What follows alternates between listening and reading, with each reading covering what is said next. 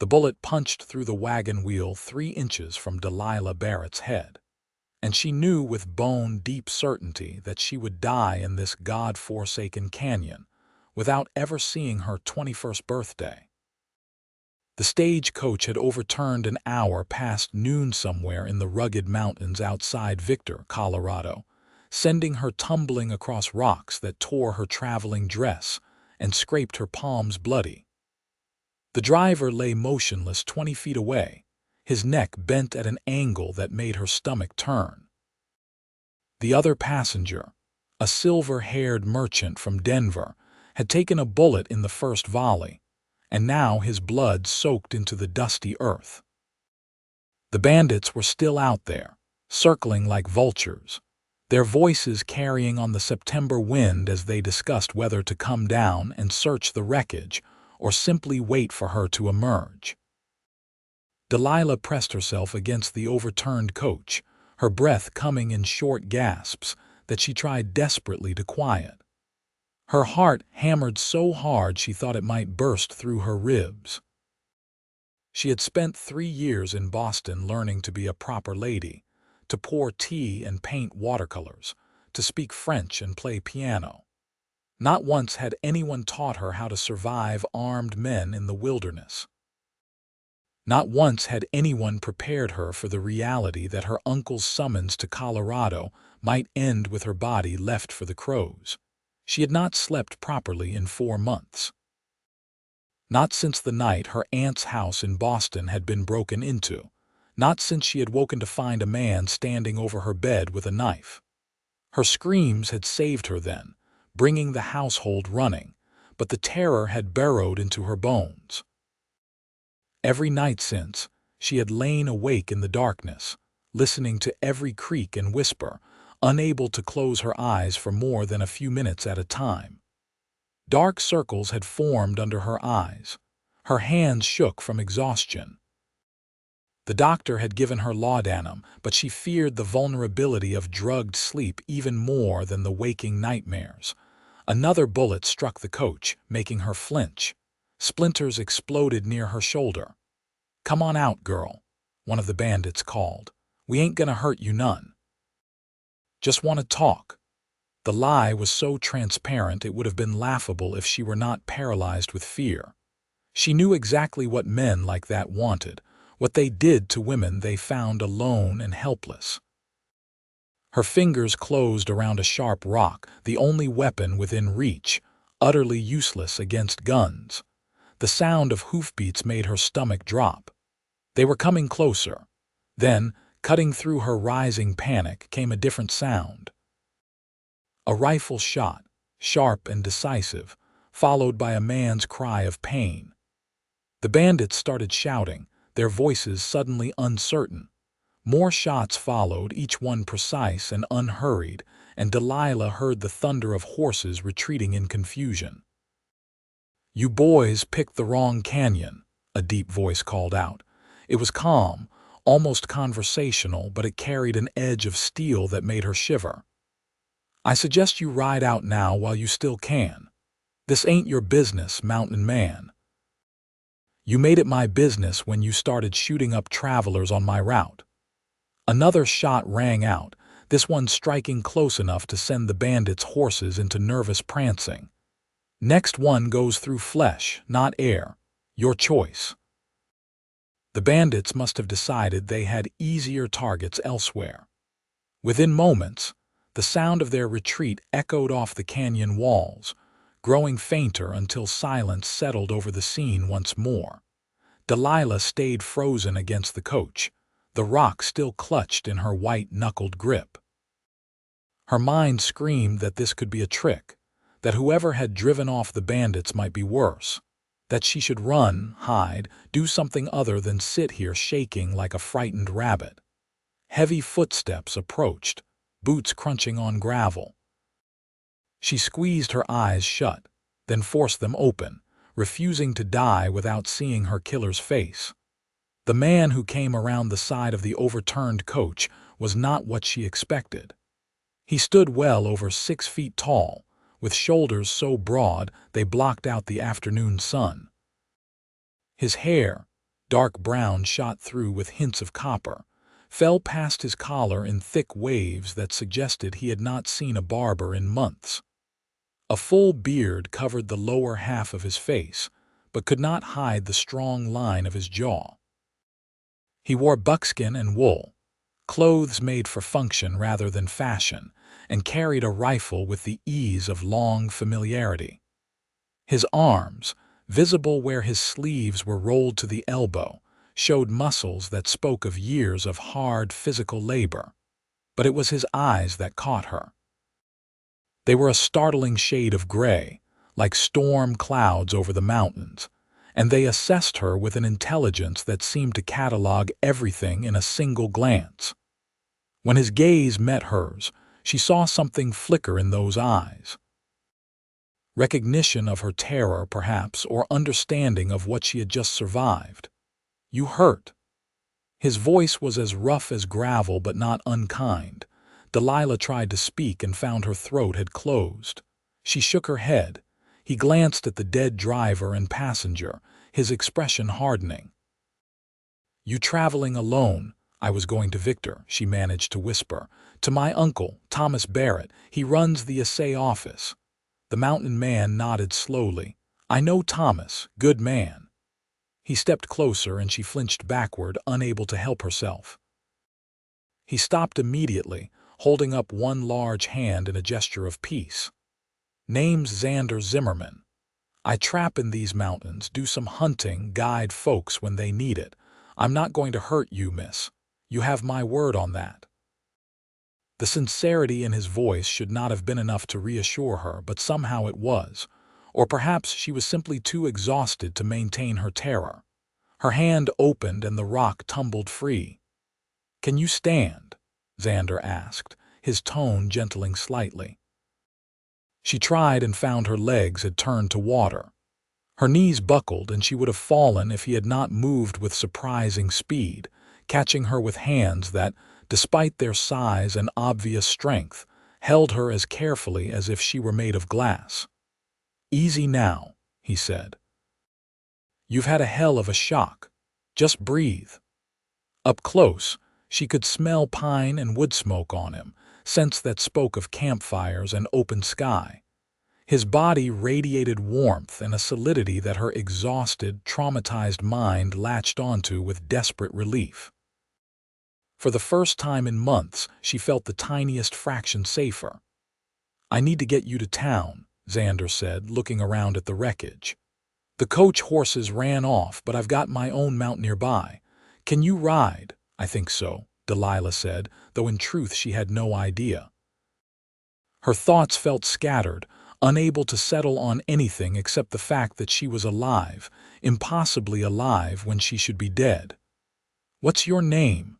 Xander asked as he helped her away from the overturned coach. "Delilah Barrett." "Well, Miss Barrett, let's get you home." His horse was a massive gray gelding, built for strength rather than speed, with patient eyes and a calm disposition. Xander lifted her into the saddle with no visible effort, then swung up behind her. His arm came around her waist, steady and sure, and she found herself leaning back against his broad chest before she could think better of it. "Hold on," he said, and guided the horse into a steady walk. They rode in silence for several minutes, following a narrow trail that wound through towering pines and massive granite outcroppings. Delilah watched the landscape pass in a daze, her mind slowly beginning to process what had happened. The other passengers were dead. She should be dead. But this stranger, this mountain man, had appeared like something out of a story and saved her life. "Thank you," she said quietly, "for what you did back there. No need for thanks.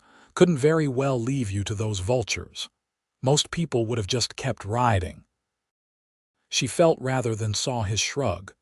"I'm not most people." "No," she agreed. "You are not." They descended into a valley as the afternoon sun painted the mountains in shades of gold and amber. Victor appeared in the distance, a collection of wooden buildings clinging to the slopes, surrounded by mine works and prospect holes. Smoke rose from dozens of chimneys. Even from here, she could hear the distant sound of stamp mills crushing ore. "Your uncle's place is on the main street," Xander said. "I'll take you right to the door." Delilah nodded, then found herself asking, "Do you come to town often?" "Not if I can help it. Too many people, too much noise. I prefer the high country." "How did you happen to be on that road today?" "I was heading down to sell some furs, maybe pick up supplies. I heard the shooting and came to see what the trouble was." His arm tightened fractionally around her waist. "Lucky I did."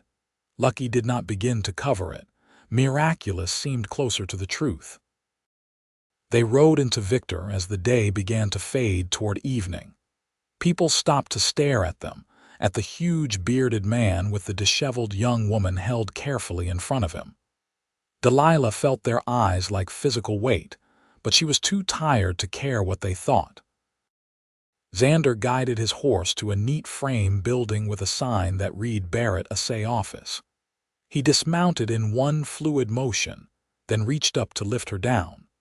Her legs wobbled when her feet touched the ground, and his hand steadied her until she found her balance. The door burst open and a slender man with graying hair and spectacles rushed out. "Good Lord, Delilah, is that you? What happened?" "Uncle Thomas," she said, and suddenly the tears she had been holding back broke free. "The coach. There were bandits. Everyone else is dead." Thomas Barrett paled and pulled her into an embrace. Over her head, he looked at Xander with questions in his eyes. "Found her in Copper Creek Canyon," Xander said. "Stage was ambushed. She was the only survivor. The driver and another passenger are dead. I ran off the bandits before they could finish the job." "My God," Thomas breathed. "Thank you, sir. Thank you for bringing her home safely." Xander nodded once, his expression unreadable. "You might want to send someone out for the bodies and alert the marshal about the bandits."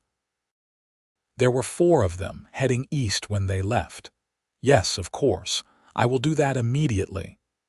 Thomas seemed to register Xander properly for the first time. "You're Xander Zimmerman, aren't you? I have heard of you. They say you know these mountains better than anyone." "I know them well enough." Thomas reached into his pocket and pulled out several bills. "Please let me pay you for your trouble." Xander held up a hand, refusing the money. "No need, just glad I was there." His gray eyes found Delilah's for a moment, and something in that look made her breath catch. "You take care of yourself, Miss Barrett." Then he was swinging back into his saddle, turning his big gray horse toward the edge of town. "Wait," Delilah called out, surprising herself. He paused, looking back at her. "Will you come back to town, so I can properly thank you?" The corner of his mouth quirked slightly, not quite a smile, but close. "Maybe, if I have reason to." Then he was riding away, disappearing into the lengthening shadows between buildings, and Delilah felt an unexpected pang of loss at watching him go. Thomas guided her inside, where a woman with kind eyes and graying blonde hair rushed forward with exclamations of dismay. Aunt Margaret, Thomas's wife, whom Delilah had never met in person but who had written warm letters over the years. They brought her water, helped her wash the blood and dirt from her hands, settled her into a chair near the fire while Thomas went to alert the authorities about the attack. "You poor dear," Margaret said, pressing a cup of hot tea into Delilah's trembling hands. "What a terrible ordeal, but you are safe now, you are home." Home. Delilah wanted to believe it, but the word felt hollow. She had not felt safe anywhere in 4 months. Not in Boston, not on the journey west, and not here in this unfamiliar house in a rough mining town on the edge of civilization. That night, lying in a soft bed in a quiet room, she stared at the ceiling and listened to every sound. The wind against the windows, the creak of timber settling, voices passing in the street outside. Her eyes burned with exhaustion but refused to close. Every time she tried, she saw the bandits circling, heard their mocking voices, felt the terror of knowing she was about to die. The only thing that brought any calm was remembering the solid weight of Xander's arm around her waist, the steady beat of his heart against her back, the absolute certainty in his voice when he had promised those bandits would leave. For those hours on his horse, held safe against his powerful frame, she had felt something she had almost forgotten. She had felt protected. The thought followed her into a restless half-sleep where dreams of gunfire mixed with images of storm-gray eyes and hands large enough to make her feel small, but gentle enough not to frighten her. Morning came too soon and found her hollow-eyed and shaking. Margaret took one look at her over breakfast and insisted she rest, but Delilah knew rest would not help. Rest never helped. Only the exhaustion that came from fighting sleep night after night. Thomas had business that took him across town, leaving Delilah alone with Margaret, who puttered around the house with cheerful energy while sharing gossip about the town and its inhabitants. Delilah tried to listen, to care about who had married whom and which mine had struck a new vein of silver, but her thoughts kept drifting to a bearded face and a voice like gravel. 3 days passed in a blur of being introduced to townspeople and trying to settle into a routine. 3 nights passed in sleepless terror. By the 4th day, Delilah could barely think straight. Her hands shook constantly. Dark circles made her eyes look bruised. Margaret fretted and made her herbal teas that did nothing. On the 5th day, she walked outside for some air and found Xander Zimmerman standing in the street near her uncle's office, deep in conversation with Thomas. Her heart gave an unexpected leap. He looked the same as she remembered, tall and broad and solid, his long hair catching the sunlight. He wore different clothes, slightly cleaner but still functional, and the rifle was absent. When he saw her, he broke off his conversation and something in his expression softened. "Miss Barrett," he said, touching 2 fingers to his forehead in an informal salute. "How are you getting along?" She wanted to lie, to say she was fine, perfectly recovered. Instead, exhaustion and something about the genuine concern in his gray eyes made her tell the truth. "I cannot sleep. I have not slept properly in months, since before I even left Boston, and now after the attack, I cannot close my eyes at all without seeing those men, without feeling that terror again." Xander frowned, his heavy brows drawing together. "That's no good. You need rest to heal." "I know," she said softly, "but I do not feel safe enough. I keep thinking someone will come in the night, that I will wake up to find danger right there like I did before, like I almost did in the canyon." Before. His voice had gone very quiet. So she told him, there in the street with Thomas listening sympathetically, about the break-in in Boston, about the man standing over her bed, about the months of waking terror that had followed, the inability to let her guard down long enough to truly rest. When she finished, Xander was silent for a long moment. Then he said, "What if someone kept watch? Someone you trusted to wake you if there was any danger?" Delilah blinked at him. "I do not understand. I'm saying, what if I sat outside your door at night and kept watch? Made sure nothing could get to you. Then maybe you could sleep, knowing someone was there, someone who would not let anything happen." The offer was so unexpected, so impossibly kind that she could only stare at him. "You would do that?" "Yes," he said simply. "But why? You barely know me." Xander's jaw worked beneath his beard, as though he was considering his words carefully. "Because I have seen that look before. On men coming back from Indian fights, from the war, from things that marked them deep. That hollow-eyed terror that does not go away. And because nobody should have to live like that if there's something I can do to help." "That is incredibly generous," Thomas interjected, "but surely you have your own affairs to attend to. Nothing that cannot wait." "I usually head up to my cabin this time of year, get ready for winter trapping, but I can spare a week or 2. If Miss Barrett thinks it would help."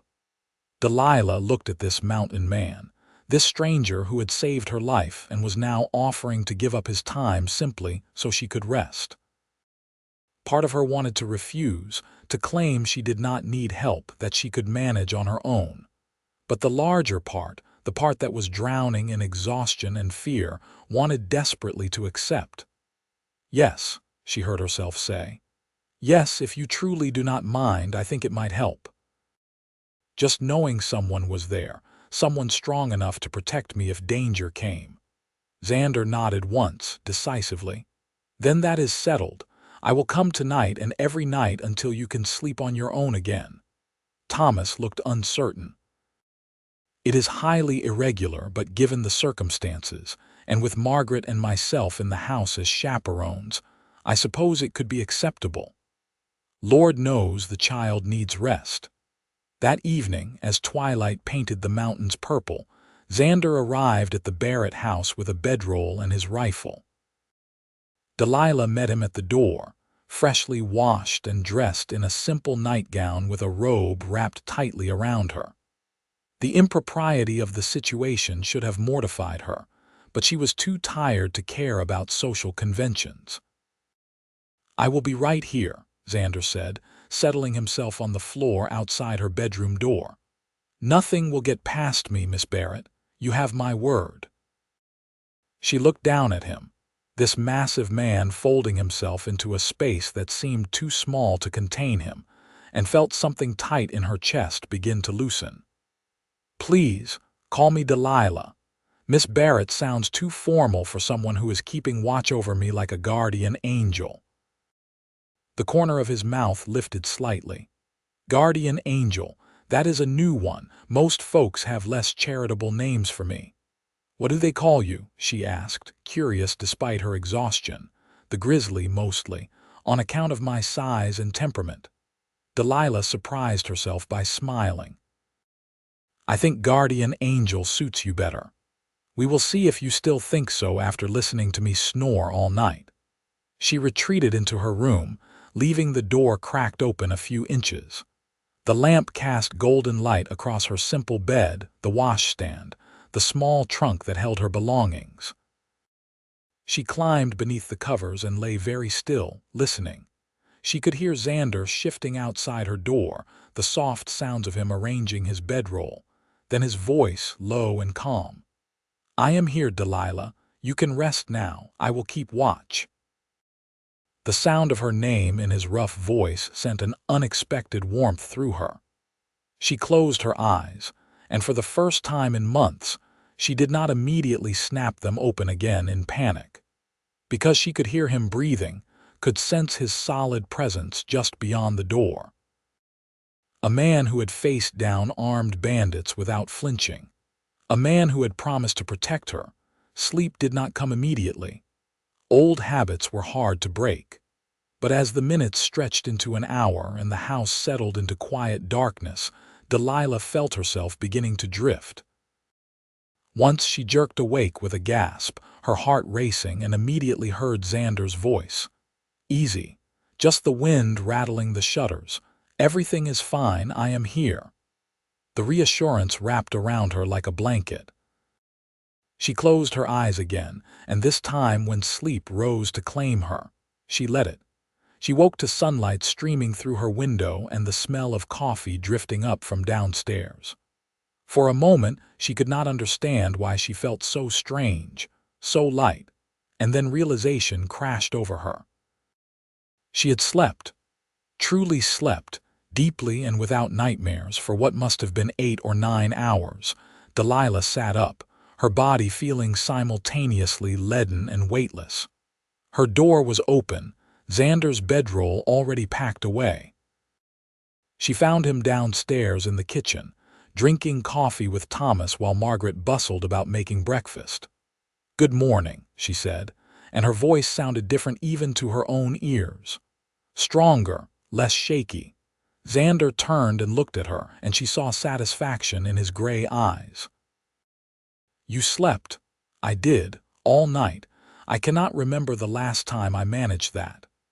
She came down the rest of the stairs, drawn to the table by more than just hunger. "Thank you. It worked. Just knowing you were there, it made all the difference. Glad to hear it." He took a sip of his coffee, watching her over the rim of the cup. "We will do the same tonight, then. Build the habit back." And so they did. That night and the next and the one after that. Each evening, Xander arrived as darkness fell. Each night he took up his post outside her door, his presence solid and reassuring. And each night, Delilah slept more easily than the one before. But something else was happening, too. During the days, she found herself looking forward to the evenings not just for the sleep they brought, but for the time before sleep, when she and Xander would talk through the cracked door. She would ask him about his life in the mountains, and he would tell her stories about tracking elk through fresh snow, about finding his cabin buried to the roof after a blizzard, about the view from the high peaks when the sun rose over the Continental Divide. In turn, he asked about her life in Boston, about the paintings she had made, the books she had read, the concerts she had attended. He listened with a focus that made her feel like every word mattered, like she was telling him the secrets of the universe rather than describing the mundane details of city life. "You miss it?" he asked one night, maybe a week into their arrangement. "Boston, I mean. All that civilization." Delilah considered the question carefully. "I miss some things. The symphony, the libraries, having a dozen different dress shops to choose from." She paused. "But I do not miss feeling like I was living in a cage." Everything there was about rules and expectations, about being the right kind of young lady. Out here, it feels like I can breathe. Even after what happened on the road, even then. Because at least here the dangers are honest. They do not hide behind polite smiles and proper manners. She heard him shift outside the door, a rustle of fabric. "That is a hard-won wisdom for someone your age. How old are you?" she asked, realizing she had never thought to inquire. 32 this past summer. So 11 years older than her. Not an impossible gap, but enough to make her wonder what a man like him, with all his experience and capability, thought when he looked at her. Did he see just a frightened girl who needed protection? Or something more? The thought surprised her with its intensity. When had she started caring what Xander Zimmerman thought of her beyond simple gratitude? On the 10th night, everything changed. Delilah woke in complete darkness to the sound of breaking glass downstairs. Her heart seized in her chest, terror flooding through her veins. Before she could even cry out, her door swung open and Xander was there, rifle in hand, his large frame blocking the entrance to her room. "Stay here," he commanded in a whisper. "Do not come out no matter what you hear." Then he was gone, moving down the hallway with a silence that should have been impossible for a man his size. Delilah pulled her blankets up to her chin, shaking violently, listening to the sounds of movement below. Voices, male and angry. Xander's voice, low and dangerous. "You boys lost. We are here for our money. Thomas Barrett owes us for supplies we delivered last month. Maybe you should come back during business hours and discuss it like civilized people, instead of breaking into his home like thieves in the night. Maybe you should mind your own business, mountain man, before you get hurt." What happened next occurred too fast for Delilah to follow. She heard scuffling, a shout, the meaty sound of fists hitting flesh. Something crashed over with a tremendous clatter. Thomas's voice joined the chaos and Margaret was crying out in alarm. Then silence, broken only by heavy breathing. "Get out," Xander said, and even through the floor Delilah could hear the cold fury in his voice. "Both of you right now. And if you ever come back here, if you ever threaten this family again, they will not find enough of you to bury. Are we clear?" The front door slammed. Footsteps thundered away into the night. Delilah did not realize she was sobbing until Xander appeared in her doorway again, breathing hard, his hair disheveled and his knuckles bleeding. "Delilah, it is all right. They are gone." But she could not stop shaking, could not stop the tears streaming down her face. All the old terror had come roaring back, made worse by the fact that it had invaded this space, her uncle's home, the one place she had started to feel marginally safe. Xander set his rifle aside and moved to the side of her bed. "Easy. You are safe. I did not let them anywhere near you." "I thought," she gasped out between sobs, "I thought I was getting better. I thought I could sleep without being terrified. But I am still just as broken as I was before." "You are not broken." His voice was firm, and then his hand was on her shoulder, large and warm and steady. "You are healing from something that hurt you deep. That does not happen in 10 days, Delilah. It takes time." She looked up at him through her tears, seeing the concern in his gray eyes, the careful gentleness in his expression, despite the violence he had just unleashed on the intruders. Without thinking, she reached for his hand, gripping it like a lifeline. "Stay," she whispered. "Please. Not outside the door, here, just for tonight. I know it is improper and probably scandalous, but I cannot be alone right now." Xander hesitated, clearly torn between propriety and the desperation in her voice. "Delilah, I do not think that is wise. Please. You do not have to touch me, just sit in the chair. Just be close enough that I can see you, that I can remember you are real and you drove them away and nothing happened to me."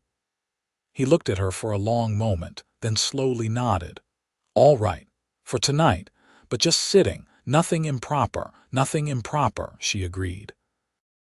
He pulled the small chair from the corner over to the side of her bed and lowered himself into it. The chair groaned under his weight but held. Delilah lay back down, still holding his hand, and closed her eyes. "Talk to me," she said softly. "Tell me about the mountains. Tell me about beautiful things so I do not have to think about breaking glass and angry voices." So Xander talked. He told her about a meadow he knew at 11,000 feet where wildflowers grew in such profusion that the whole valley looked painted. He told her about watching the aurora borealis dance green and white above the peaks one winter night. He told her about finding a family of fox kits playing outside their den, tumbling over each other in the sun while their mother watched indulgently. His voice washed over her, deep and soothing, painting pictures that replaced the ugly images of violence. Slowly, her breathing steadied. Her grip on his hand loosened slightly, though she did not let go entirely. "Xander," she murmured, half asleep. "Thank you for staying. Thank you for protecting me. Thank you for being exactly what I needed when I did not even know what that was." She felt his thumb brush across her knuckles in a gesture so tender it made her heart ache. "Sleep now. I am here. Nothing will hurt you while I draw breath." It was a promise, and somehow she knew he meant it with every fiber of his being. She slept. Morning brought another reckoning. Thomas was apologetic and furious in equal measure, explaining that the men had been trying to extort money for goods never delivered. He would go to the marshal today and file charges. Margaret fussed over everyone, bringing coffee and fresh biscuits, trying to restore normalcy through routine.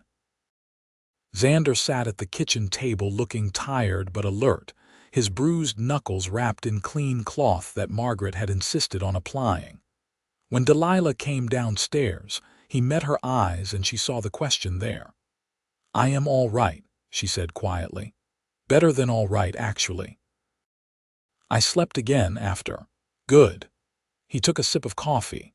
"Those men will not come back. I made that very clear." "I believe you did." She poured herself coffee and sat down across from him, ignoring Margaret's raised eyebrows at the impropriety of her addressing him so familiarly. "But I have been thinking about the fact that I cannot rely on you staying here forever. You have your own life, your own responsibilities. You said yourself you need to get back to your cabin before winter sets in. Xander set down his cup carefully. That is true. So I need to learn how to feel safe without you standing guard, which means I need to learn how to protect myself. She lifted her chin, determined. I want you to teach me. Teach you what? How to shoot. How to defend myself if someone attacks me. How to be strong instead of helpless. Thomas made a sputtering sound. Delilah, that is highly irregular. Ladies do not go around shooting guns. Ladies in Boston do not, she agreed. But this is Colorado, and out here women need to be practical. Besides, I am tired of being frightened all the time. I am tired of feeling like prey. Xander studied her for a long moment, and she could see him weighing her words. Finally, he nodded. All right, I will teach you. Not just shooting, but basic self-defense, how to be aware of your surroundings, how to think tactically, if you are serious about learning. I am completely serious. Then we start today.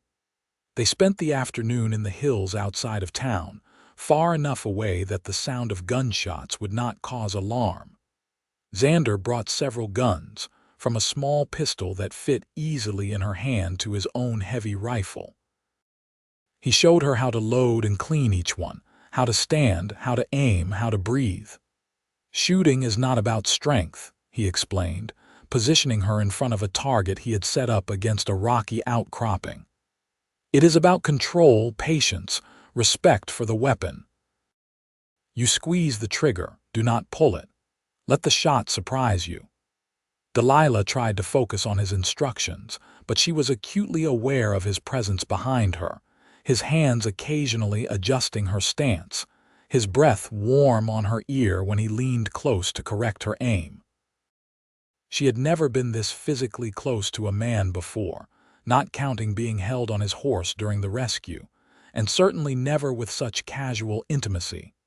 Her first shot went wide, kicking up dust 20 feet from the target. Her second was closer. By the 10th, she actually hit the edge of the wooden board he had marked. There, Xander said, and she could hear the approval in his voice. You are getting the feel of it. They practiced until her arms ached and her ears rang despite the cloth he had her stuff in them to muffle the sound. Then he showed her other things. How to break free if someone grabbed her from behind. Where to strike to cause maximum pain and create an opportunity to escape. How to use everyday objects as weapons if needed. The most important thing, he said as the sun began to sink toward the mountains, is to trust your instincts. If something feels wrong, it probably is. Do not worry about being polite or making a scene. Your safety matters more than anyone's delicate feelings. Delilah nodded, committing his words to memory. I wish someone had told me that years ago. I am telling you now, and tomorrow we will practice again and the day after until it becomes second nature. They returned to town as dusk fell, and Delilah realized she felt different. Tired, yes, and slightly sore from the rifle's recoil, but also energized in a way she had not experienced in months. She had spent the day learning to fight back instead of cowering in fear, and it felt like reclaiming a piece of herself she had lost. That night, Xander resumed his post outside her door, and Delilah fell asleep easily, dreaming not of violence but of hitting targets dead center. The days fell into a new pattern. Mornings were for helping Margaret around the house, learning the rhythms of life in a mining town. Afternoons were for lessons with Xander, sometimes shooting practice, sometimes hiking the nearby trails while he taught her to read the land, to spot signs of danger or useful resources. Evenings were for conversation, for the slow building of something deeper than simple gratitude. Delilah found herself watching him when he did not notice. The way his hands, so large and capable, could handle delicate tasks with surprising gentleness. The way his eyes crinkled at the corners when something amused him. The way he listened when she talked, really listened, as if every word deserved his full attention. She found herself thinking about him during the day, wondering what he was doing when he was not with her, imagining what his cabin in the mountains looked like, what his life had been before he met her. And at night, lying in her bed with him just beyond the door, she found herself wishing he was closer. Not because she was afraid, not anymore, but because she wanted his presence for entirely different reasons. 2 weeks after the break-in, Thomas invited Xander to dinner as a proper thank you for everything he had done. They sat around the table, passing bowls of roast venison and potatoes while Margaret recounted the latest town gossip. Delilah found herself acutely aware of Xander sitting across from her, looking slightly uncomfortable in the confined space of the dining room, clearly more at ease under open sky than within four walls. "You must think us terribly dull," Margaret said with a smile, "after all your adventures in the wilderness." "Not dull," Xander replied carefully. "Just different. I am not used to so many people, so much talk about what other people are doing. Do you never get lonely up in your cabin?" Margaret pressed. "Never wish for company." His eyes flickered to Delilah for just a moment before returning to his plate. "Sometimes. But I have learned that being alone is not the same as being lonely, and I prefer solitude to bad company." "Surely you have considered settling down, starting a family." Margaret was not subtle, and Thomas shot her a warning look that she ignored. "I have considered it," Xander admitted. "But the kind of woman who would be happy in the mountains, miles from the nearest neighbor, living rough through hard winters, that is a rare creature. Most women want comfort, society, civilization. I cannot offer those things." Delilah set down her fork with more force than necessary. "Perhaps you underestimate what some women might want, or perhaps you have not asked the right woman." The air in the room seemed to change, growing charged with unspoken things. Xander's gray eyes locked onto hers, and she saw surprise there and something else. Something that made her pulse quicken. "Perhaps," he said quietly. Thomas cleared his throat. "Well, this is excellent venison, Xander. Did you bring it down yourself?" The moment broke, and conversation moved to safer topics, but Delilah could feel Xander's gaze returning to her throughout the meal. Each time their eyes met, that same electric awareness crackled between them. After dinner, she walked him to the door as he prepared to head back to the small room he had been renting at the boarding house. The nights had turned cold, proper autumn settling over the high country, and she could see his breath misting in the air. "Tomorrow?" she asked. "More target practice?" "If you want." He paused, then added, "You are getting good, Delilah, genuinely skilled. I am impressed by your dedication. I have an excellent teacher." "I think you would have succeeded with any teacher. You have a will of iron under that genteel exterior." The compliment warmed her more than any fire could. "Xander, can I ask you something?" "Of course." "When you first found me in that canyon, what did you think? What did you see?" He was quiet for a moment, his expression thoughtful. "I saw a woman who had been through hell but refused to give up. I saw someone terrified but not broken. I saw someone worth saving." "And now? What do you see when you look at me now?" The question hung between them, brave and vulnerable at once. Xander stepped closer, and even though he did not touch her, she felt the heat of him in the cool night air. "Now," he said softly, "I see a woman who has reclaimed her strength. I see someone beautiful and brave and far too fine for the likes of me." He paused.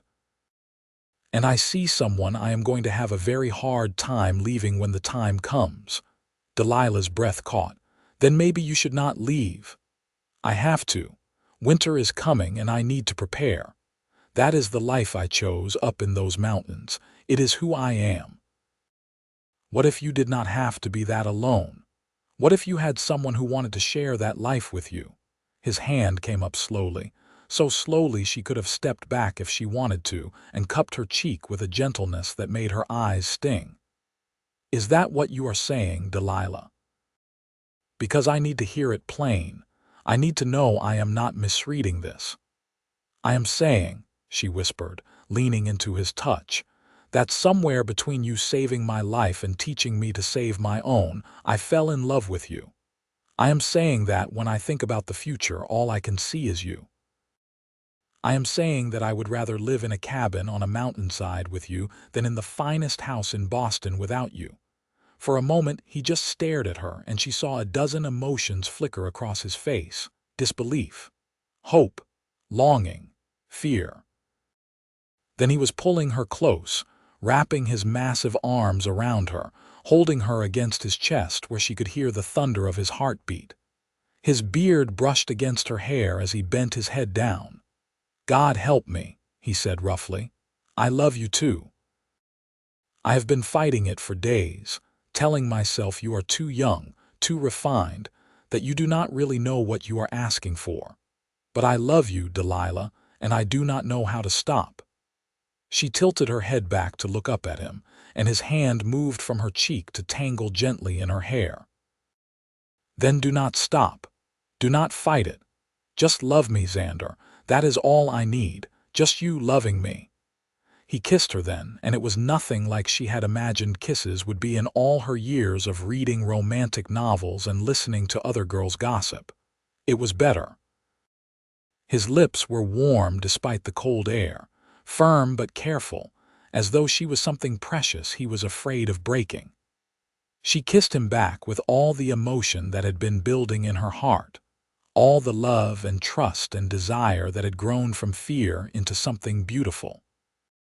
When they finally broke apart, both breathing hard, Xander rested his forehead against hers. "I still have to go to my cabin.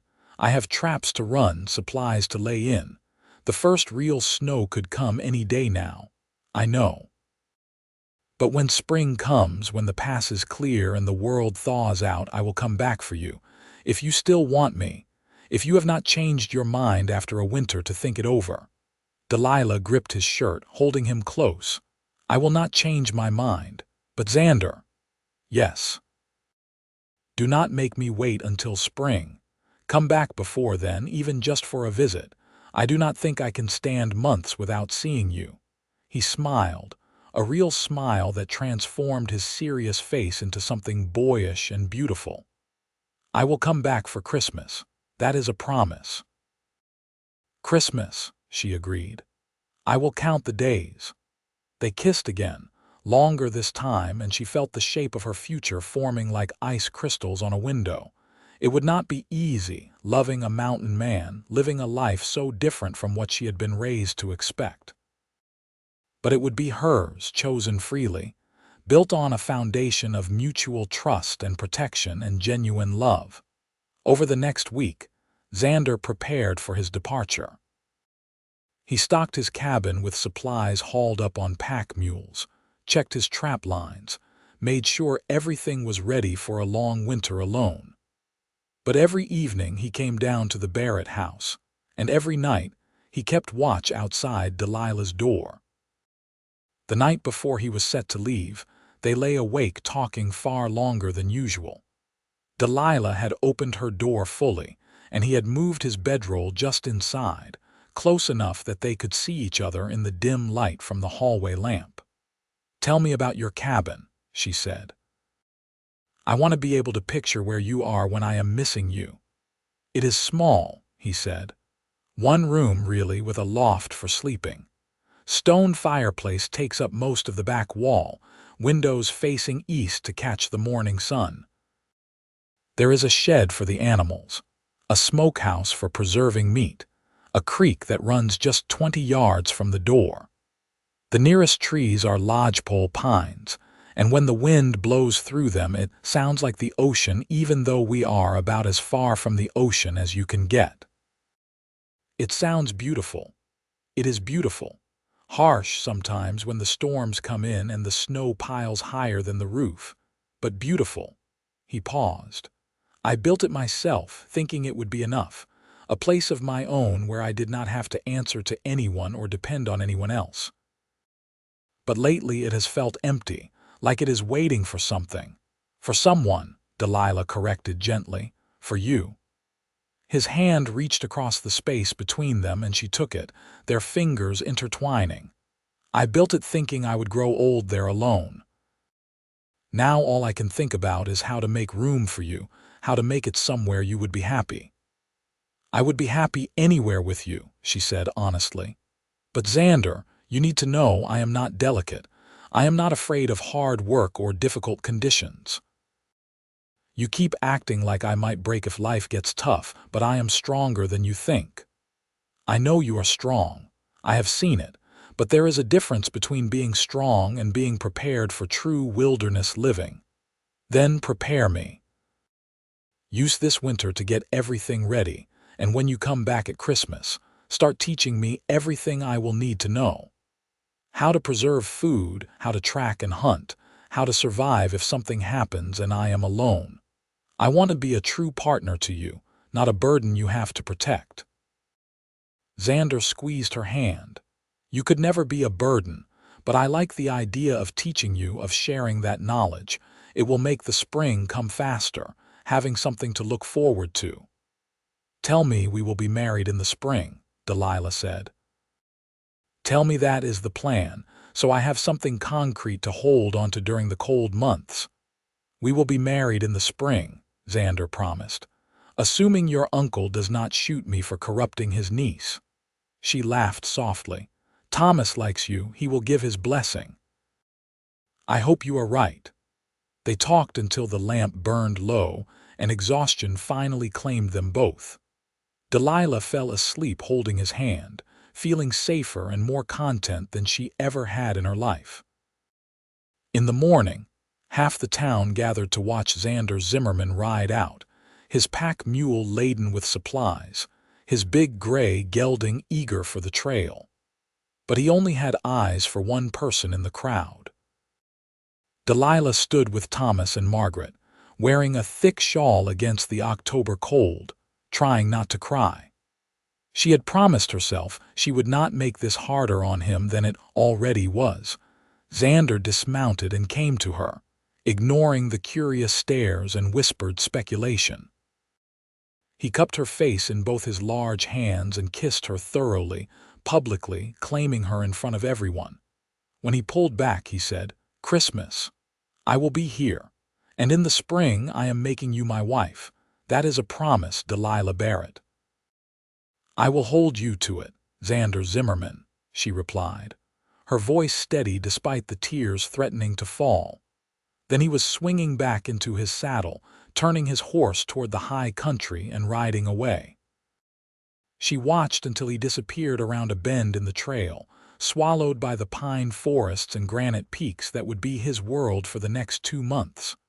Well, Margaret said delicately, that was quite a public declaration. Yes, Delilah agreed, finally letting the tears fall. Yes, it was.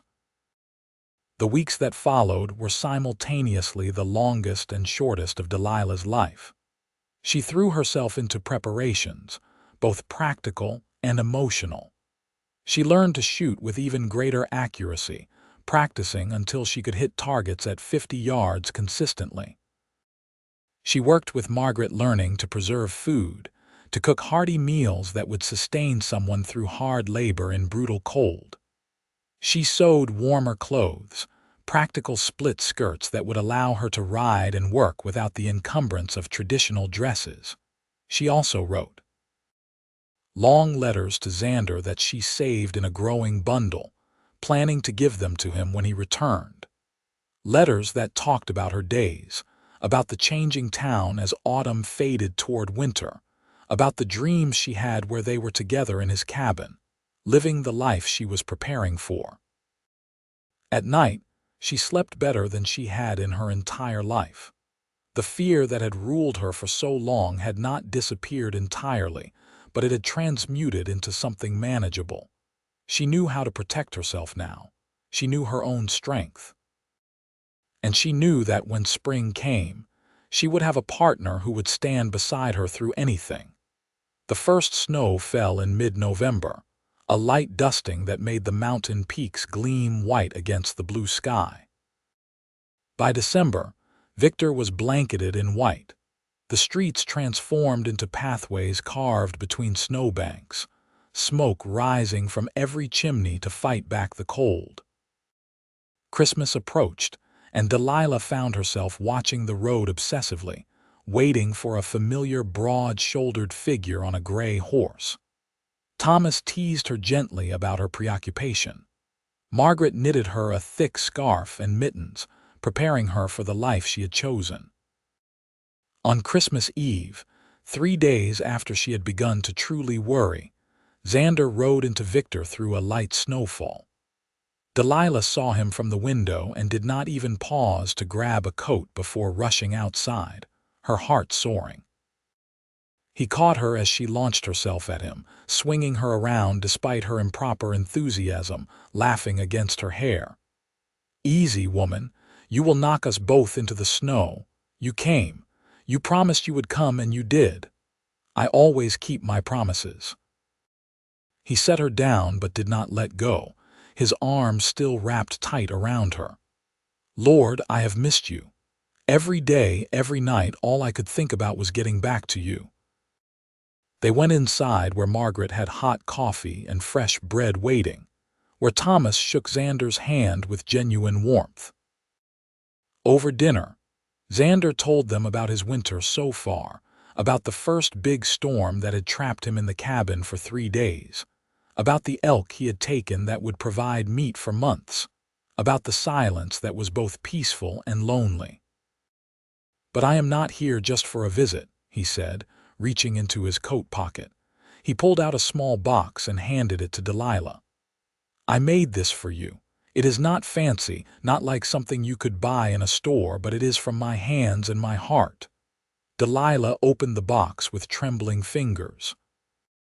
Inside was a ring, clearly handmade, the band carved from a piece of elk antler and inlaid with small pieces of turquoise and silver. It was beautiful in its simplicity, clearly the work of many patient hours. "It fits the life I am offering you," Xander said quietly. "Simple, handmade from the materials of the mountains, but it is strong and it will last forever, just like my love for you."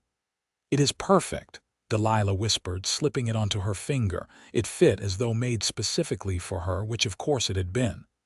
"I love it, I love you." "Marry me tomorrow," Xander said. "I know we talked about spring, but I cannot wait that long. Marry me tomorrow and come back to the cabin with me. Spend the winter learning the life, seeing if you truly can be happy there. If you hate it, if it is too hard, we can come back down when the pass is clear and figure out something else. But give us the chance, Delilah. Let me love you properly as my wife." "Tomorrow is Christmas," Margaret protested. "You cannot get married on Christmas." "Why not?" Delilah countered, her eyes never leaving Xander's. "What better day for starting our life together?" Thomas looked between them, seeing the love and certainty written plainly on both faces, and slowly smiled. "If this is truly what you want, Delilah, then you have my blessing." "But Xander, you take care of her. She is precious to us." "She is precious to me too," Xander replied seriously. "I will protect her with my life, provide for her to the best of my ability, and love her until my last breath. You have my word as a man." "Then I suppose we have a wedding to arrange," Margaret said, already bustling into action. "Oh my, on Christmas Day. Wait until the ladies at church hear about this."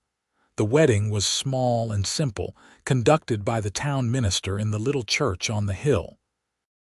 Delilah wore her best dress, a deep blue that brought out her eyes, with Margaret's pearls at her throat.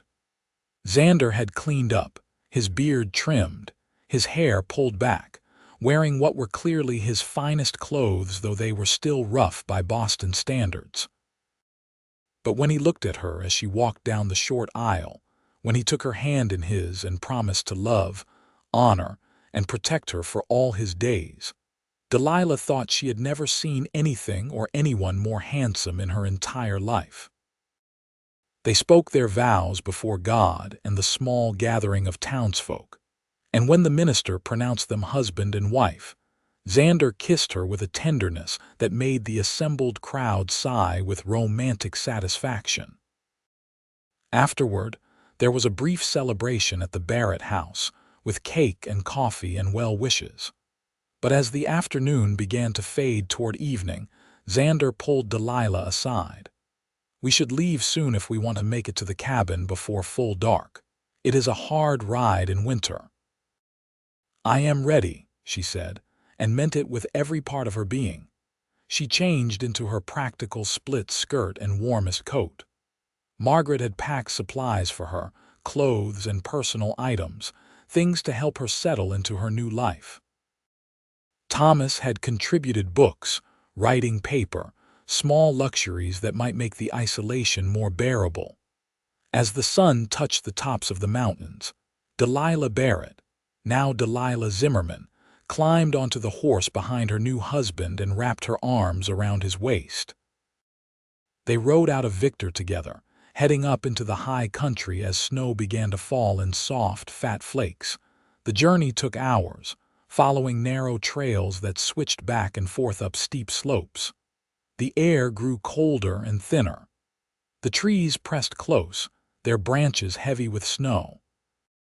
Darkness fell, but Xander navigated with the confidence of someone who knew every rock and turn by heart. Finally, they emerged into a small clearing, and Delilah saw the cabin for the first time. It was just as he had described it, small but solid, smoke already rising from the chimney from the fire he had banked before leaving that morning. The mountains rose all around them, massive and magnificent in the moonlight. "Welcome home," Xander said, helping her down from the horse. Home. Such a small word for such an enormous feeling. Delilah looked at the cabin, at the vast wilderness surrounding it, at the man standing beside her, and felt a rightness settle into her bones. "Yes," she said softly. "Home." Inside, the cabin was warm and cozy, larger than it had seemed from outside. The stone fireplace dominated one wall, crackling with fresh wood. Furs covered the floor and the bed in the loft. Shelves held supplies and books. Lanterns cast golden light over everything. Xander moved around the space, clearly nervous, showing her where things were kept, explaining his systems for managing food and water. Delilah let him talk, understanding that he needed this moment to adjust to sharing his space after so many years of solitude. Finally, she stepped close and put her hands on his chest, stopping his anxious explanations. "Xander, breathe. I am here, and I am not going anywhere, and we have all the time in the world to figure everything out." He covered her hands with his own, much larger ones. "I have never shared this space with anyone. I do not know how to be a husband, Delilah. I have never had to consider anyone else's needs or wants. Then we will learn together. I have never been a wife, never lived in the wilderness, never had to rely on my own skills for survival. We will teach each other." Relief flooded his expression. "You are sure about this? About me, about this life?" In answer, she rose on her toes and kissed him, putting into the kiss all the love and certainty and desire that filled her heart. His arms came around her, lifting her clean off her feet, and he carried her to the ladder leading to the loft. That night, wrapped in furs with her husband's strong arms around her, Delilah slept the sleep of someone who had finally found where she belonged. The wind howled outside, but inside there was warmth and safety and love. The winter that followed was harder than anything Delilah had experienced, but also more satisfying than anything she could have imagined. Xander taught her everything, with patience that never wavered even when she made mistakes. How to skin and butcher game. How to read the weather and predict storms. How to snowshoe through deep drifts to check trap lines. How to repair equipment and make what she needed from the materials at hand. She learned that being a wife to a mountain man meant being a full partner, not an ornament to be protected and kept safe. They worked side by side through the short winter days, and at night they talked and read by firelight, learning each other's stories and secrets. She told him about her childhood, about losing her parents to illness when she was 15, about the loneliness of being raised by relatives who viewed her as an obligation rather than a joy. He told her about growing up the youngest of 6 children in a family too poor to feed them all, about leaving home at 16 to make his own way, about the years of wandering before he found these mountains and decided to stay. "I always thought I preferred being alone," he admitted one night, holding her close under layers of blankets and furs. "I thought depending on others, caring about others was a weakness. But with you, it does not feel weak. It feels like the strongest thing I have ever done." "Loving someone is strong," Delilah agreed. "It takes courage to open your heart to trust another person with your happiness. I think you have always been brave in the physical sense, Xander, but this is a different kind of bravery." He kissed the top of her head. "You have made me better. Happier. More complete. I did not even know I was missing something until you filled the empty spaces." The storms came and went. They were trapped inside for days at a time during the worst of them, the cabin nearly buried in snow, the world reduced to white chaos beyond the walls. But Delilah never felt trapped or afraid. She felt safe, cherished, exactly where she needed to be. And at night, every single night, she slept deeply and dreamlessly, knowing that the man who had promised to watch over her was right there beside her, his strong heartbeat a steady rhythm beneath her ear. Spring came slowly to the high country, melting the snow inch by inch, revealing the brown earth beneath. The creek swelled with runoff. The first wildflowers pushed up through the mud. Birds returned, filling the mornings with song. On a bright afternoon in late April, Xander took Delilah's hand and led her to the meadow he had described months ago, the one carpeted with wildflowers. It was just as beautiful as he had promised, a riot of color stretching away toward distant peaks still capped with snow. "I wanted to bring you here," he said, "to show you this place in bloom, but also to tell you something." "What is that?" He turned to face her, his gray eyes serious. "You have proven yourself 100 times over this winter. You have worked as hard as any partner I could imagine, learned faster than I thought possible, never complained even when things were difficult. You have made my cabin into our home. You have made my life into our life." "As you have made mine," Delilah said softly. "So I want you to know, if you ever want to go back down to the valley, if you ever want to spend time in Victor or even go back to Boston for a visit, we can do that. This does not have to be your prison just because it is my paradise." Delilah looked around at the meadow, at the mountains rising majestic all around, at the man standing before her with love written plainly on his weathered face. "This is my paradise too. I do not need Boston or fancy dresses or symphony concerts. I have everything I need right here." "You are sure?" "Xander, the night you found me in that canyon, I was a woman who could not sleep, could not feel safe, could barely function from fear. You gave me protection when I needed it, yes, but more importantly, you gave me the tools to protect myself. You gave me confidence, purpose, strength.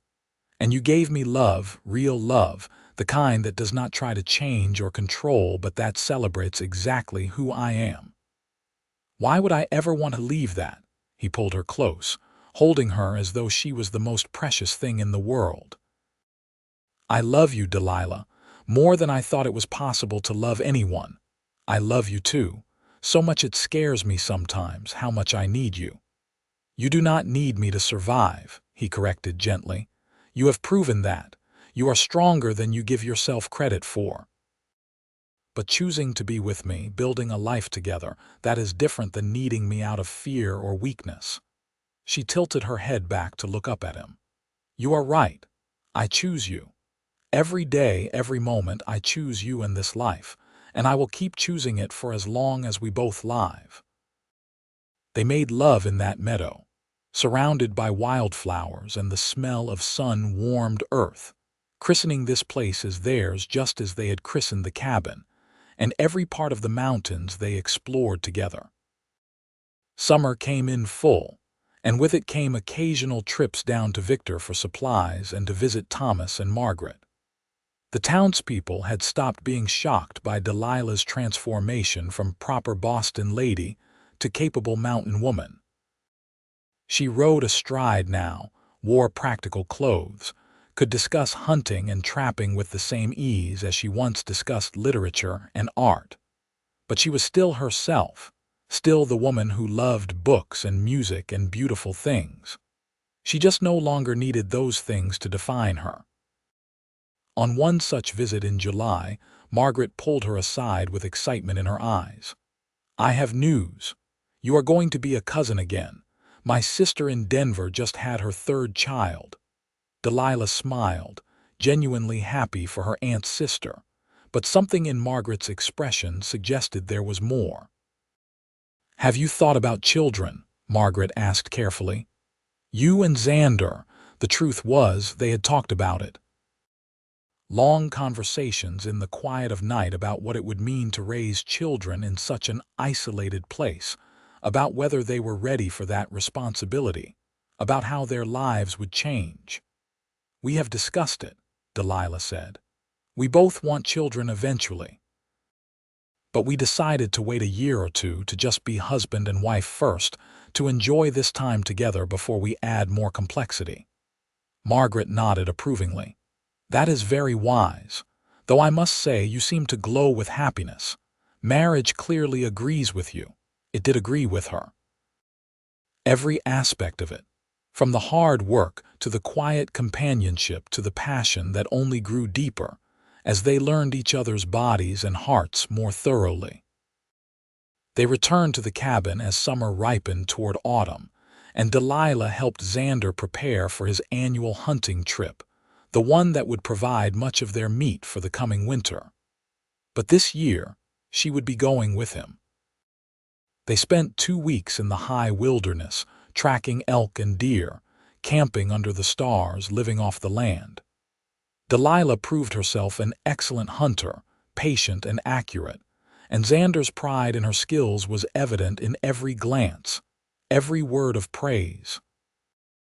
One evening, sitting by their campfire with the stars wheeling overhead in glittering profusion, Xander said, "Do you remember the night we met? How terrified you were." "Of course I remember. I thought I was going to die. I knew in that moment, seeing you pressed against that overturned coach, that something in my life was about to change. I did not know what or how, but I could feel it." Delilah leaned against his shoulder. "Fate," she said simply. "It was fate that put you on that road at that moment. Fate that brought us together. Maybe, or maybe it was just luck. Either way, I am grateful for it every single day. As am I." They made love under the stars that night, and Delilah felt the universe itself bearing witness to their love, vast and eternal and beautiful.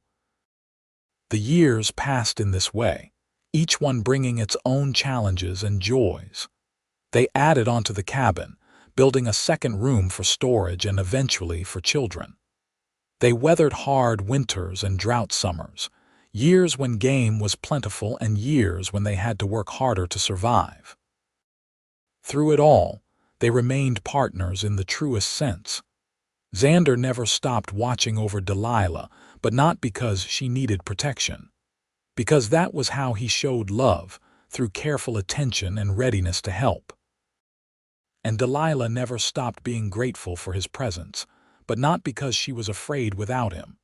Because he made her life richer, fuller, more complete. On their 3rd anniversary, Delilah surprised him with news. "I am pregnant," she said simply, watching his face transform with joy. "Are you sure?" "Very sure. I think the baby will come in the spring, probably April." He swept her into his arms, careful of her still flat stomach, and kissed her thoroughly. "A child, our child. God, Delilah, I am terrified and thrilled in equal measure. As am I. But we will figure it out together, just as we have figured out everything else. The pregnancy was not easy. Morning sickness plagued her for months. Her body ached with the changes. But she remained active, continuing to work and hunt and live their life, just with more frequent rests and careful attention to her limits. Xander became even more protective, though he tried to hide it. He hovered, worried, checked on her constantly. She found it endearing rather than suffocating because she understood the fear beneath it. He had lost people he loved before. The thought of losing her or their child terrified him. I am strong, she reminded him frequently, and we will get through this together. In March, with the snow still deep but the days beginning to lengthen noticeably, Delilah insisted they make the trip down to Victor. She wanted to be near Margaret and the town doctor when the time came, just in case. They stayed with Thomas and Margaret, who fussed over Delilah with loving concern. The baby was due any day now, and everyone waited with anticipation. On a bright April morning, as the first aspens began to leaf out in delicate green, Delilah's labor began. It was long and difficult, lasting through the day and into the night. Xander stayed by her side the entire time, holding her hand, murmuring encouragement, refusing to be sent away despite the midwife's suggestions that men did not belong in the birthing room. He stays, Delilah gasped between contractions. I need him here. So Xander stayed, and when their son finally entered the world with a lusty cry in the early hours of the morning, he was the first to hold the tiny, red-faced infant. A boy, he said, wonder in his voice. We have a son, Delilah. They named him Thomas after her uncle, with the middle name of James after Xander's father. Little Thomas had his father's dark hair, and as the months passed, revealed storm-gray eyes just like Xander's. Being parents changed them both, added a new dimension to their love and their partnership. Xander, who had seemed so rough and hard to the world, melted into puddles of gentleness when holding his son. Delilah discovered reserves of patience and strength she had not known she possessed. They returned to the cabin when Thomas was 6 weeks old, and the baby seemed to thrive in the mountain air. He was a happy child, content to be carried in a cradleboard on his mother's back while she worked, fascinated by the animals and plants and endless sky. 2 years later, a daughter joined the family. Sarah was born in the cabin itself, with only Xander there to help deliver her. It was faster than Thomas's birth, and Delilah recovered more quickly, though those hours were some of the most terrifying of Xander's life. But when he placed their daughter in Delilah's arms, both of them healthy and strong, his hands shook with relief and joy. 2 children, Delilah said, looking at her sleeping daughter with infinite tenderness. We are truly a family now. We were always a family, Xander replied. From the moment you agreed to marry me. But yes, this feels complete somehow. Sarah had her mother's delicate features but her father's strength of will. By the time she could walk, she was following her older brother everywhere, determined to do everything he could do. The years continued to unfold, bringing challenges that they met together. A lean winter when game was scarce, but they made it through on their stores and careful rationing. A forest fire that came dangerously close to the cabin, but Xander and Delilah, working together, managed to protect their home. A fever that struck young Thomas, leaving them terrified for days until it finally broke. Through every trial, they relied on each other, drawing strength from their partnership and love. When Thomas was 8 and Sarah 6, Delilah found herself pregnant again. This time she felt older, more tired, and the pregnancy was harder on her body. But she was also more experienced, more confident in her ability to handle whatever came. The third baby, Another son they named William after no one in particular, but simply because they liked the name, arrived on a cold November morning. He was smaller than the other two had been, more delicate, and for the first months they worried about his health, but William proved resilient in his own way. He might not have been as robust as his siblings, but he was clever and observant, noticing things they missed, always thinking several steps ahead. "He has your mind," Xander told Delilah proudly. "Always questioning, always learning." Life in the mountains continued its steady rhythm. The children grew, learning to hunt and trap and survive from their father, learning to read and write and think critically from their mother. They knew their heritage, both sides of it, the refinement of Boston and the roughness of the frontier. Thomas and Sarah both took to the outdoor life with enthusiasm, but William preferred books and drawing, spending hours sketching the plants and animals around their cabin with meticulous detail. Delilah encouraged all of them to follow their interests, knowing that strength came in many forms. One evening, when Delilah was 35 and Xander 46, they sat on the porch of their expanded cabin watching the sunset paint the mountains in shades of gold and rose. The children were inside, Thomas helping Sarah and William with their reading lessons. "You ever regret it?" Xander asked quietly. "Giving up the life you could have had, the comfort and ease." Delilah took his hand, rough and calloused from decades of hard work, and brought it to her lips.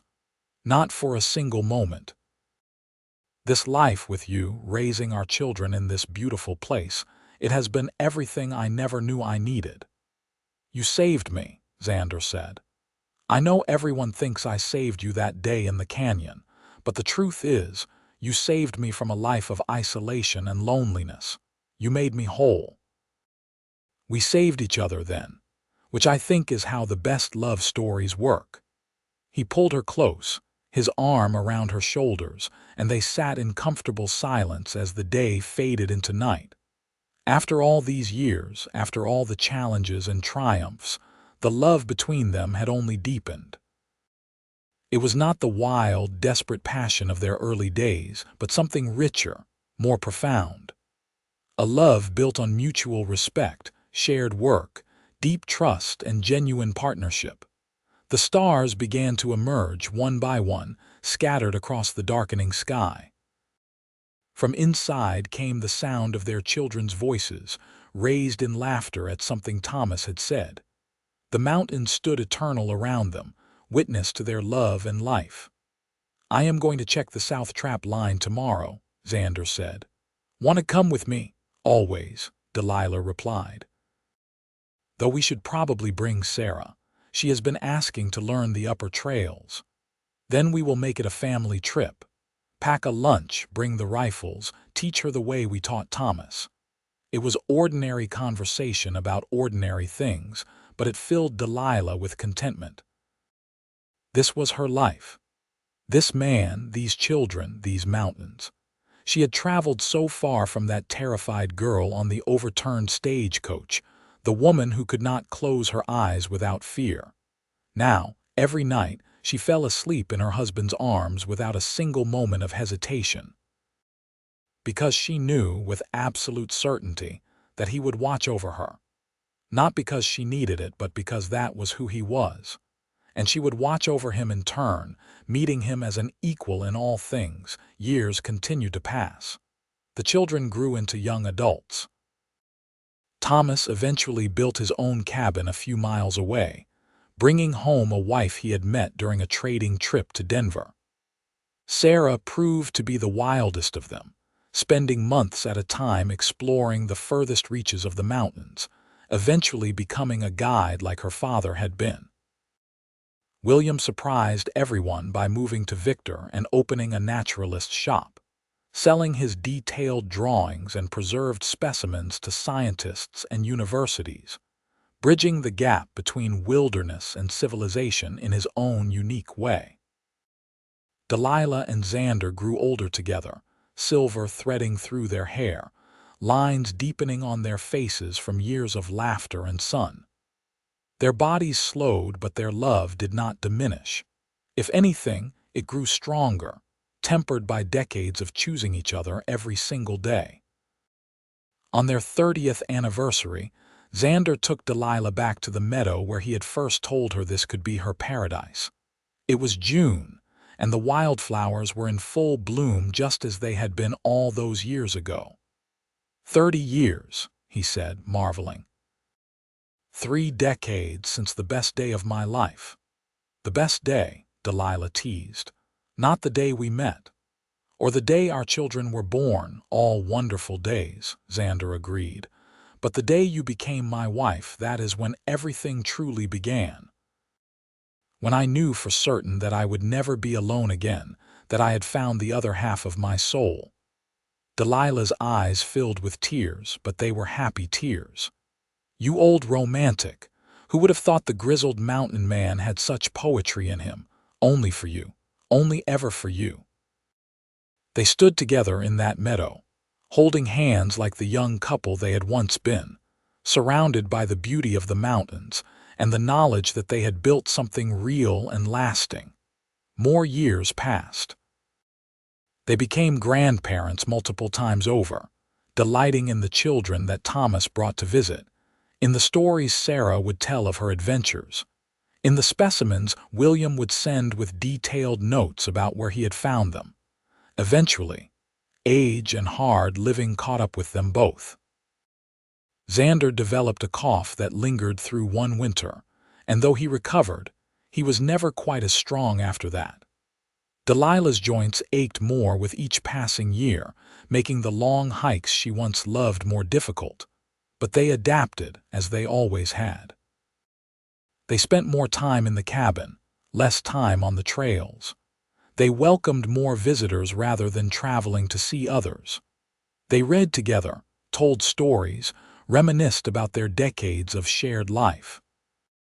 On a cold January night, when Delilah was 61 and Xander 72, they lay together in their bed in the loft, wrapped in the same furs that had covered them on their wedding night all those years ago. "Are you awake?" Delilah whispered. "Yes," Xander replied, his voice still deep despite the rasp that never quite left it now.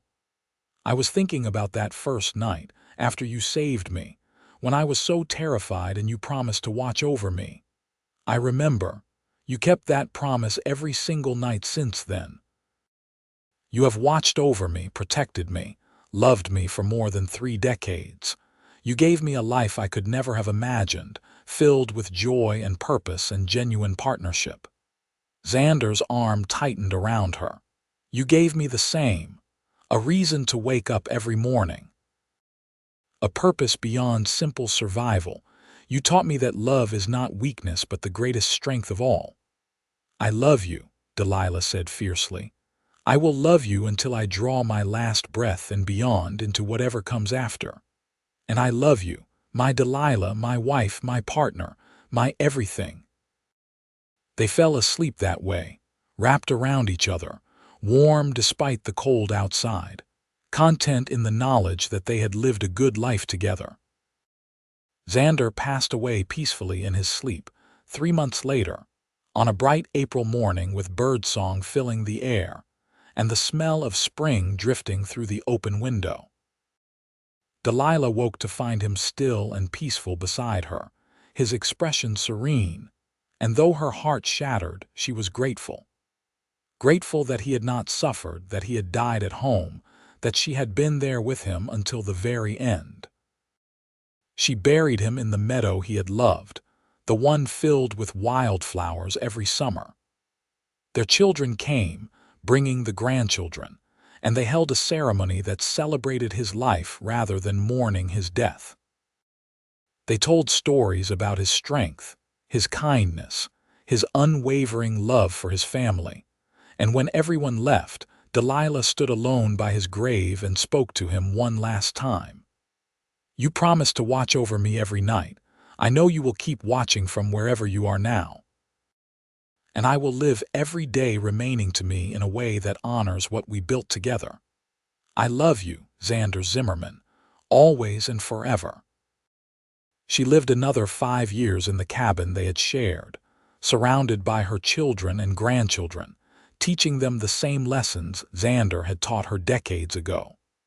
She remained strong and capable almost to the very end, only slowing in her final months. On a summer evening, with Thomas holding one hand and Sarah the other, and William reading aloud from one of her favorite books, Delilah closed her eyes for the last time. She went peacefully, with a smile on her face, and those who loved her knew she was going to wherever Xander waited. They buried her beside him in the wildflower meadow, under a sky so blue it hurt to look at. The mountains stood eternal around the grave, just as they had stood eternal around their life. Their children and grandchildren continued to visit the meadow every year, bringing new generations to hear the story of the mountain man and the Boston lady, of how love had transformed them both, of how they had built a life together against all odds in one of the most beautiful and unforgiving places on earth. The cabin still stood, maintained by the family as a reminder of where they came from. Inside, you could still see Delilah's books on the shelves, Xander's tools hung carefully on the walls. Outside, the meadow bloomed every summer without fail, a carpet of color that seemed to celebrate the love that had taken root there so many years before. And sometimes, when the wind blew just right through the pine trees, it sounded almost like a deep voice promising to watch over someone forever, keeping guard against the darkness, offering safety and love and unwavering protection. The mountains remembered, even if the world forgot, the story of Xander Zimmerman and Delilah Barrett, the mountain man and the woman who had never felt safe enough to close her eyes until he promised to watch over her every night. A promise he had kept in life and beyond, for all eternity.